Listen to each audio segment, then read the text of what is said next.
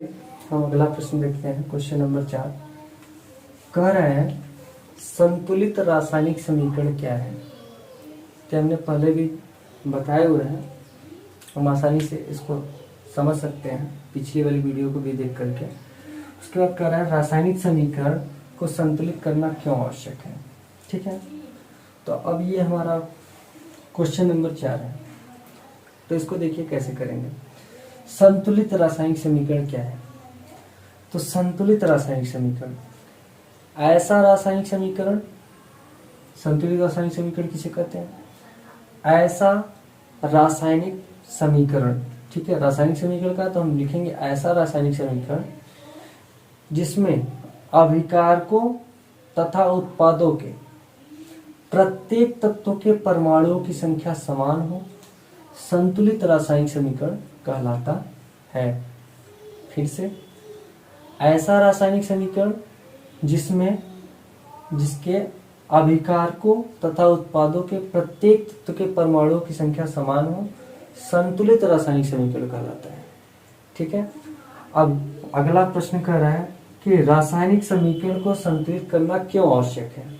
तो रासायनिक समीकरण को संतुलित करना इसलिए आवश्यक है क्योंकि अगर हम एक नियम होता है द्रव्यमान संरक्षण का नियम, law of conservation of mass. ठीक है, द्रव्यमान संरक्षण का नियम यह कहता है कि अभिकारकों का जितना द्रव्यमान होना चाहिए उत्पादों का भी द्रव्यमान उतना ही होना चाहिए। ठीक है, यही है द्रव्यमान संरक्षण का नियम, और द्रव्यमान संरक्षण के नियम का हर रासायनिक समीकरण पालन करता है। इसकी वजह से हम क्या करते हैं कि किसी भी रासायनिक समीकरण को हम द्रव्यमान संरक्षण के नियम के अनुसार, मतलब उसके सिद्धांत के वजह से क्या करते हैं, संतुलित करते हैं।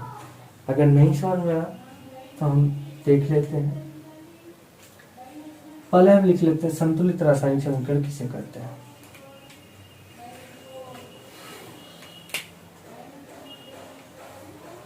ऐसा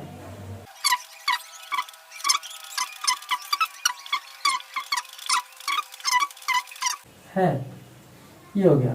अगर हम इसका एग्जाम्पल देखना चाहें तो हम देख सकते हैं। संतुलित रासायनिक समीकरण का एक एग्जाम्पल देख लेते हैं। H2 प्लस O2 क्या होता है, H2O। ठीक है, अब इसको संतुलित करना आवश्यक क्यों है।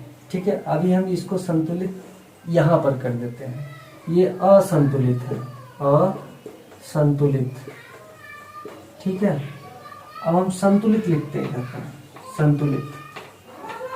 संतुलित रासायनिक समीकरण क्या होता है, 2H2 plus O2 is equal to 2H2O, ये होता है। तो कह रहा है ऐसा रासायनिक समीकरण जिसके अभिकारकों तथा उत्पादों, तीर के निशान के पहले वाला अभिकारक होता है और तीर के निशान के बाद वाला उत्पाद होता है। तो अभिकारकों और उत्पादों के प्रत्येक तत्व के, यहाँ पर तत्व देखें तो हाइड्रोजन ऑक्सीजन है, तत्व के परमाणुओं की संख्या समान होनी चाहिए। तो यहाँ पर अगर देखें तो हाइड्रोजन 2 है, ऑक्सीजन 2 है। यहाँ पर हाइड्रोजन तो 2 है लेकिन ऑक्सीजन 2 है नहीं है। लेकिन यहाँ पर संतुलित हम किए हुए हैं, 2 गुना के 4 हाइड्रोजन है, 2 गुना के 4 हाइड्रोजन है, बराबर है। ऑक्सीजन 2 है, यहाँ पर ऑक्सीजन 1 दिख रहा है और यहाँ पर बाहर 2 है, 2 1 कम 2 ऑक्सीजन। ठीक है, यानी कि ये संतुलित है। अब संतुलित और असंतुलित में अंतर क्या आता है। अब रासायनिक समीकरण को संतुलित करने का यही नियम है द्रव्यमान संरक्षण का नियम। द्रव्यमान संरक्षण का नियम। अब द्रव्यमान संरक्षण का नियम कहता क्या है। द्रव्यमान संरक्षण का नियम कहता है कि जो हमारा समीकरण होना चाहिए, रासायनिक समीकरण, उसके अभिकारकों और उत्पादों के का जितना अभिकारकों का द्रव्यमान होना चाहिए उतना ही उत्पादों का द्रव्यमान होना चाहिए।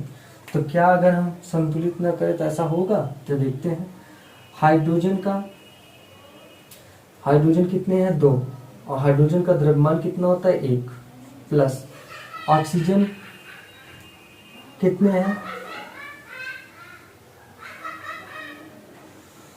2 गुणे 16। ठीक है, 2 1 कम 2 प्लस 16 मिला के 32, 32 2 34 AMU एएमयू को बोलते हैं एटॉमिक मास यूनिट। ठीक है, किसी भी तत्व के परमाणु का द्रव्यमान संख्या अगर हमको नापना है तो वो हम एएमयू में नापते हैं। ये 32 है। अब इसका निकाल लेते हैं। तो यहाँ पर 2 गुणे 1 और प्लस कितना है 16, 2 1 कम 2 प्लस 16 यानी कि 18 एएमयू।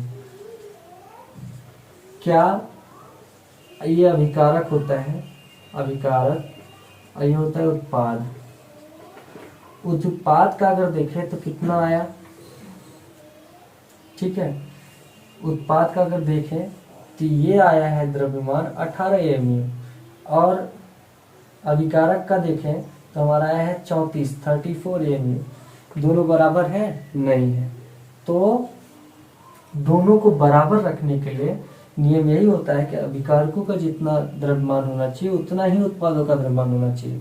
इसके लिए हम क्या करते हैं? संतुलित करते हैं। तो संतुलित वाले को देख लेते हैं। तो यहाँ पर अगर देखें तो यहाँ पर कितना 2 दूना के 4 इंटू 1 प्लस 2 गुणे 16, 4 प्लस 16 दूना 32, 32 2 36 एएमयू। यहाँ पर अगर देखें तो इसका कितना आएगा? 2 दूना के 4 गुणे 1 प्लस यहाँ पर ऑक्सीजन कितना है? ऑक्सीजन का 2 है, 2 गुणे इसका होता है एटॉमिक मास 16। तो 4 1 कम 4 प्लस 16 दूना 32, 32 और 4 36 एएमयू। तो यहाँ पर अगर देखें तो अभिकारक का भी 36 एएमयू द्रव्यमान है और उत्पाद का भी 36 एएमयू द्रव्यमान है। तो रासायनिक समीकरण को संतुलित करना आवश्यक क्यों होता है? द्रव्यमान संरक्षण के नियम के अनुसार अभिकारकों का और उत्पादों का द्रव्यमान सेम होना चाहिए। इसके लिए हम क्या करते हैं? रासायनिक समीकरण को संतुलित करते हैं। तो उम्मीद है चौथा क्वेश्चन समझ में आ गया होगा। चलिए हम अगला क्वेश्चन देखते हैं।